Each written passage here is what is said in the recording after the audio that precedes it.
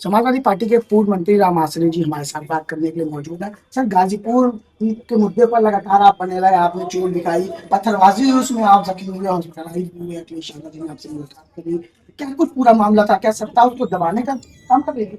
जैसे जो घटना है विश्वकर्मा बेटी बेटी के साथ अन्याय हुआ, उसकी हत्या की गई और जो है समाजवादी पार्टी संवेदना व्यक्त करने प्रतिनिधिमंडल के रूप में माननीय राष्ट्रीय अध्यक्ष श्री अखिलेश यादव जी ने हम लोगों को भेजने का काम किया था। लेकिन वहाँ के जो लोग अपराधी हैं, भारतीय जनता पार्टी के समर्थक लोग हैं और जो लोग नहीं चाहते कि उसकी सच्चाई सामने आए, उन लोगों ने जो है पथराव करके प्रतिनिधिमंडल को रोकने का काम किया।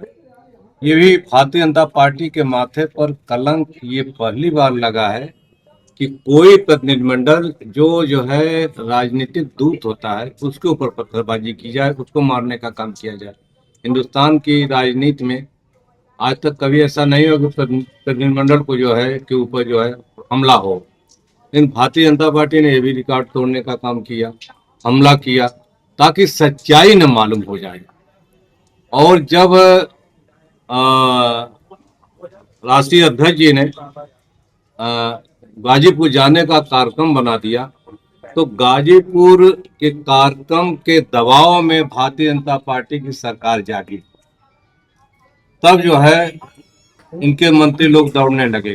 लेकिन बधाई देना चाहते हैं राष्ट्रीय अध्यक्ष माननीय श्री अखिलेश यादव जी को। उन्होंने गरीब विश्वकर्मा परिवार को 5 लाख रुपए की आर्थिक मदद करके उस पीड़ित परिवार का आंसू को पोंछने का काम किया है और बेटी के साथ खड़े होकर के उनको न्याय दिलाने का काम किया है। मंत्री जी, लेकिन वहाँ के जो लोग हैं, प्रधान हो चाहे प्रधान प्रतिनिधि, वो लगातार आरोप लगा रहे थे कि आप लोग मिलने नहीं आ रहे, माहौल गड़बड़ाने आ रहे हैं। जो आना चाहिए 10-12 लोगों को, लेकिन आप लोग 250-250 की तादाद में पहुंच रहे हैं, इसलिए इस तरीके का माहौल क्रिएट हुआ है, ऐसा आरोप भी लगा रहे हैं वहाँ के लोग। तो देखिए, वहाँ का जो प्रधान प्रतिनिधि है आशु सिंह और उसके समर्थक भारतीय जनता पार्टी के लोग हैं, समर्थक हैं, गुंडे हैं। वो एलानिया चैलेंज दे रहा है कि हम प्रतिनिधिमंडल को घुसने नहीं देंगे। तो सरकार क्या कर रही है, पुलिस वहां की क्या कर रही थी? प्रतिनिधिमंडल तो नियम संगत था, प्रतिनिधिमंडल बना। हमारी पार्टी के जिला अध्यक्ष ने प्रशासन को सूचना दी, प्रशासन ने, पुलिस प्रशासन ने, एसपी ने एश्योर किया कि जो है वहाँ पर कोई अव्यवस्था नहीं होगी, प्रतिनिधिमंडल जाए वहाँ पर मिलने का काम करे। इसके बाद मैंने डीआईजी से बात की, डीआईजी ने भी एश्योर किया कि एसपी से बात हो गई है, कोई अवस्था नहीं, प्रतिनिधिमंडल जाए वहाँ पर परिवार से मिलने का काम करे। के बीच में ये आशु सिंह कहाँ से आ जाता है? ये आखिर है क्या? किस अधिकार से वो पुलिस को डायरेक्शन दे रहा है कि जो इनको रोकिए, इनको मत आने दीजिए? वो कौन क्या है क्या जो? ऐसा अपने के पीछे से खेल रहा था, उसमें पुलिस प्रशासन के लोग भी घायल हो गए। वीडियो वायरल सोशल मीडिया पे, एक ईटा आता तेजी से तो दरोगा जी के सिर्फ लगता है, वो भी गिर पड़ते धड़ाम में, लेकिन अभी तक कार्रवाई उधर उनके ऊपर भी नहीं हुई। यही तो बात है कि वो लोग भारतीय जनता पार्टी के संरक्षित लोग हैं। गाजीपुर के जो बड़े नेता हैं, मंत्री हैं, उनके द्वारा संरक्षित लोग हैं, जिन्हें पुलिस की हिम्मत नहीं पड़ रही उनके खिलाफ कर रही। अब सोचो, पत्थर वही चला रहे हैं, मार वही रहे हैं, घायल हम लोग हो रहे हैं, मुकदमा उन पर नहीं लिखा जा रहा और मुकदमा हमारे लोगों पर लिखा गया है। तो ये एक तरह से भारतीय जनता पार्टी ये सब करवा रही है।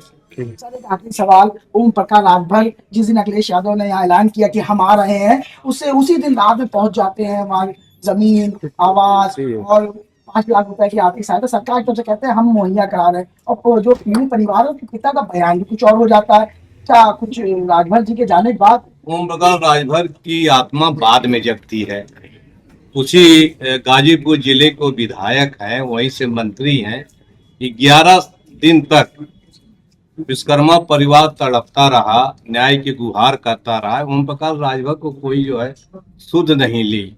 जब माननीय श्री अखिलेश यादव जी ने गाजीपुर का कार्यक्रम बना लिया, तो उनके दबाव में बीजेपी सरकार जागी और तब उन्होंने आनंद फानन में इस मैटर को मैनेज करने के लिए ओम प्रकाश राजभर से 5 लाख रुपए का चेक भिजवा दिया। सवाल ये है कि ये काम 11 दिन पहले क्यों नहीं हुआ? सरकार अगर संवेदनशील थी या पीडीए परिवार के साथ या विश्वकर्मा समाज की बेटी के साथ अगर न्याय दिलाना खड़ा होना चाहती थी, तो फिर जो है ये जो है मदद पहले क्यों नहीं हुई? और असली हत्यारे जो हैं निशा विश्वकर्मा के अभी तक गिरफ्तार क्यों नहीं हुए? दो के खिलाफ FIR है, एक गिरफ्तार हुआ है, एक को उन्होंने भगा रखा है, तो गिरफ्तारी क्यों नहीं कर रहे हैं? और ये पुलिस प्रशासन हो या बीजेपी के लोग कह रहे हैं कि हत्या नहीं है, वो जा करके खुद गंगा में कूद करके अगर किया है, आत्महत्या किया है, तो आत्महत्या किया है तो पुलिस ने 302 का मुकदमा कैसे लिख लिया? हत्या का मुकदमा कैसे लिख लिया? और हत्या में गिरफ्तार कैसे हो गया? अच्छा, आत्महत्या में सरकार कभी मुआवजा देती है? ये योगी सरकार आत्महत्या में, कोई भी सरकार हो, ये हमने भी सरकार में हम भी मिनिस्टर रहे हैं, सरकार चलाई है, कोई शासनादेश नहीं है कि अगर जो है कोई व्यक्ति आत्महत्या करता तो उसकी सरकार उसकी मदद करने काम करे। अगर हत्या नहीं हुई, आत्महत्या है, तो 5 लाख रुपया कहाँ से दिया, क्यों दिया? सवाल है, ये तमाम चीजें जो सरकार को और गाजीपुर की पुलिस को कटघरे में खड़े करते हैं। निशा विश्वकर्मा की हत्या हुई है और उसके पहले उसके दुष्कर्म भी हुआ है, लेकिन वो सारे सबूत मिटा दिए गए हैं, पोस्टमार्टम में भी छेड़छाड़ किए गए हैं कि अब कोई न जांच हो सकती है न तो दुष्कर्म उसका जो साबित हो सकता है। इसलिए ये जो पूरी तरह से घटना पर पर्दा डालने, ये भारतीय जनता पार्टी के लोग हैं, बीजेपी सरकार के लोग हैं जो संवेदनहीन है और जो PDA के लोगों को न न्याय देना चाहते हैं, न मदद करना चाहते हैं, जो राजनीति करना चाहते हैं।